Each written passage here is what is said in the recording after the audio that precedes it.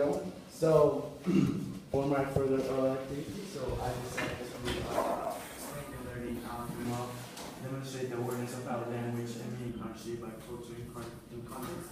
So, in order to do this, I decided to talk about the rules and how language is used to break them. Also, for my further activity, I decided to take on the role of a specific person, of a college guy who has had his sexual relationships and has never really thought about having AIDS. So now in this presentation, he will be talking to himself about what he thinks about AIDS. Meaning, I will be doing a monologue and how language is used in order to normalize and break this taboo. So, because this is a monologue, there's not a specific audience because the person is talking to himself. However, he will be constantly asking questions to a fake audience and me talking. So I will start. Oh my god. Okay, sit down and think about the thing you just saw on the street. Okay, come. Okay, you were just walking through the street normally like a normal college guy. You were just going through the grocery store with your earphones on, and you just turned to the right and saw this ad. But it was not a normal ad. It was an ad about AIDS. Yeah, like an ad about AIDS. You will normally see an ad about sunglasses, or you would see an ad about an iPhone, but about AIDS. AIDS is such, it's not a thing that someone will put in an ad, you know? Nobody in my family has ever had AIDS, so why would I have AIDS? It's not something normal. I remember that when I was in my first year of college, my friends used to tell me that only gay people would have this disease, so I was not really concerned about it. I would also think that, well, it was kind of funny for me because I thought that destiny has something against the gay people, so it was funny. My friends also used to show me these ads about, well, AIDS, but all of these ads show gay people. They didn't show a woman or a man having sex with each other, but they would show a sexual relationship between two guys. For example, there was once this ad that I saw that there were two Ken dolls, and one of them was giving oral sex to another. So that kind of image was, at first it was impacting, but then it made me laugh because the tone of the ad was lighthearted and it was kind of offensive to the gay people. I remember that at first it said that it said that they would buy a condom, but Ken has his mouth full. I used to laugh at that. Everybody would used to laugh at that because AIDS was something really weird and it was not normal in a society. But now I can't even laugh, you know, because the fact that I just saw this ad in the street means that people are not trying to normalize this. And you know, it tried to normalize it because it didn't show two gay people having sex with each other. It showed this man, normal man, which we don't know if he's gay or he's not, and he's having sex with a scorpion. A scorpion, that's kind of an impacting image. Oh, impacting image. Because, you know, we don't know if the scorpion is a boy or a girl. It doesn't specify if he's having a relationship with a gay guy. So, I used to, when I saw this ad, I tried thinking, what did it use in order to make me feel fear and to make me feel awareness? And I thought about the stylistic devices he used. At first, you know, the scorpion is like the literal meaning of AIDS. And what do you think about when you see a scorpion? You think that it's something lethal, something you would not normally get close to. And we don't talk about scorpions every day. It's actually something we never talk about. So if you get near to a scorpion, you will get really scared about it because it has poison and it can even kill you. And well, maybe all of us know this about scorpions, that they're lethal and everything. It's the same thing with AIDS. Many people know that AIDS is something that, well, it's lethal, but nobody thinks about it because it's something that we normally don't talk about in our daily lives. So most of the people don't think about the threats about AIDS, because as I said earlier, many of the people think that only gay people are the ones who would have this disease.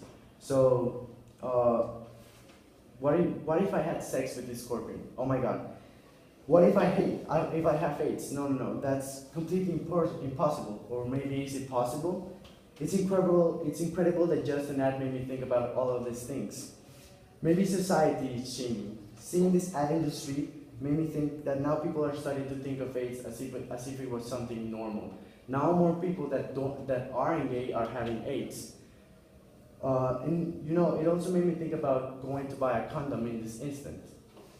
I normally don't buy condoms, and you know, I'm a guy that has had these sexual relationships, but I never really thought about having to buy a condom because I never really thought that I would have AIDS or I would get someone pregnant. But now that I think of it, AIDS is something that is affecting all of us, and it is now becoming a global problem. It's not only that it's affecting the gay community, but it's also affecting man and woman. And I believe that this is a huge dilemma, and that's why I'm talking to myself and to a fake audience. So if now people are posting these ads about AIDS in the street, does it mean that language is changing our society, or is society changing our language? I believe that both of them complement each other. Because, you know, in my opinion, having AIDS, it's a taboo. It's not something it's something that is restricted by society. The word AIDS is something that scares us. It's not something we say normally, because AIDS is a disease, and well, it's not normal. So the word AIDS it's restricted. Not the fact that it's a disease, but the word AIDS itself is restricted. So the fact that these people are posting these ads in the street means that they're trying to transform society.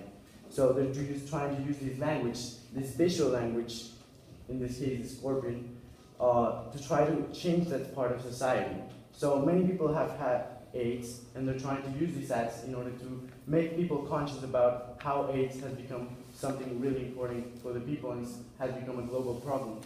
They have thought about why, if people make ads about cancer or breast cancer, and if people think about that cancer is such a deathful disease, then why wouldn't they make ads about AIDS, which is the same, it can cause you death the same way cancer can. So society is slowly transforming, and I'm slowly beginning to be conscious about it. And that's all thanks to the language. So, as I said earlier, is it language that transforms society, or is it society that transforms language? In this case, I believe that language, in this case, language transformed me, and I'm part of the society. So before seeing this ad, I never really thought about, well, having AIDS. And now, because of that language that was shown to me, that shocking image about the scorpion having sex with this guy, changed my whole perspective of the world. Now I think that AIDS is something that is common and that everybody can have. So that's the meaning of language behind this ad and how it impacted me and part of the society. Society can also influence language, because in this case, many people have had AIDS, and in order for people to express how they feel about the AIDS and how they feel affected about it, they have created new words, or they have promoted the word AIDS. So I begin to think that language has changed the way I saw culture. It's a really debatable topic, but I believe both of them complement each other. Both of them develop through time. You know what I should do right now? I should ask my family about everything, because now I'm completely scared. I'm going to make an appointment in the hospital right now. I have to see if I have AIDS. Maybe the doctor will act weird, because going to an appointment to see if you have AIDS is not something normal. It would act weird, but okay, that's part of how I'm now part of the transformation of society. I will use my language in order to change that thinking that only gay people have AIDS, or that not everybody can have AIDS. Everybody can have AIDS, and that's part of what I have to do in order to change society. I will transform society through my language.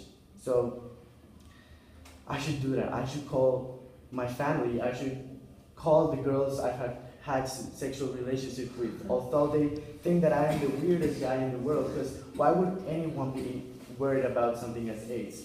But I have to do right now. I have to do that right now. Good, round of applause. Good. Can I just ask a few questions? So, you said that it was weird or unusual to go to the doctor to check your AIDS status. Can you explain why looking after your sexual health is strange or weird? Because, you know, as I said earlier, AIDS is not a normal topic that we normally talk about. So many people might be ashamed of going to the doctor and tell them if they have AIDS, because society doesn't accept AIDS as something normal. It's a taboo. So, Okay, so why is AIDS a taboo? What's taboo about AIDS? Because it's a deathful disease that nobody wants to talk about, and it's something that is intimate to a person. It is something of their sexual life. And, well, we normally don't talk about our sexual life. We don't say to anyone, hey, I have gonorrhea, or hey, I have AIDS. We don't say that to people. Why don't we? Because it's something really that it's personal for us. And it's, well, it's a really deathful disease, and it's really personal. Good. So, I would suggest